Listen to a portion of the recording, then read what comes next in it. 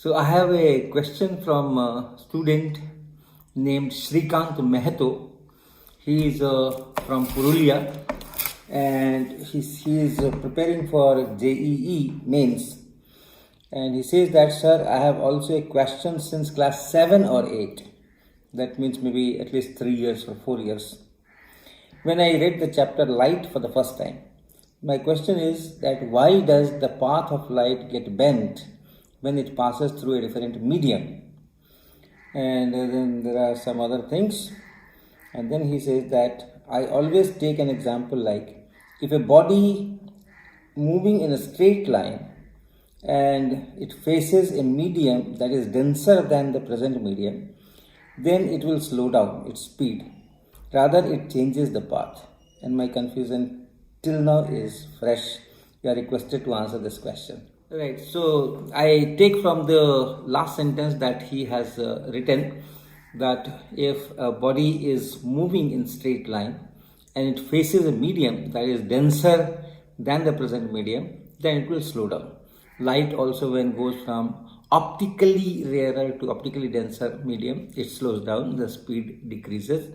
But then he says that, okay, fine, the speed decreases, but why should it be bent? So that's the question.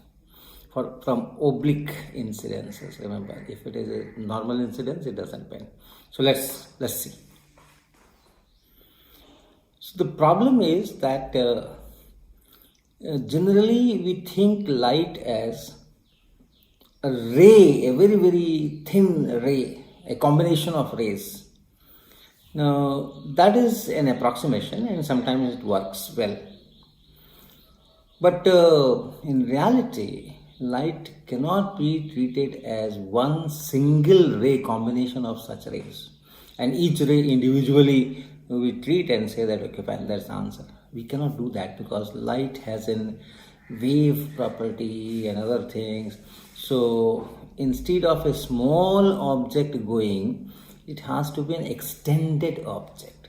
The width wise, if it is going in some x direction, then y and z direction also there is the light is there, okay, the part is there. You cannot individually make a straight line and say that, okay, light is going on this path and has no effect on the sides. Okay, so if you consider light as an extended object, then there is a very good analogy by which you can understand why should it bend when the speed goes down. So let us look at this diagram.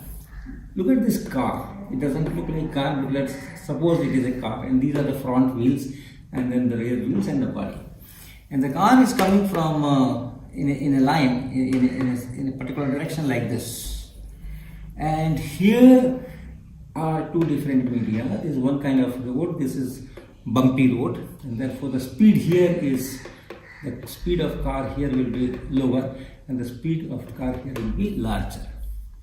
So if there is an oblique incidence, that means that line separating this side and this side is at some angle, then this tire or this wheel will reach it earlier and this will reach this medium later.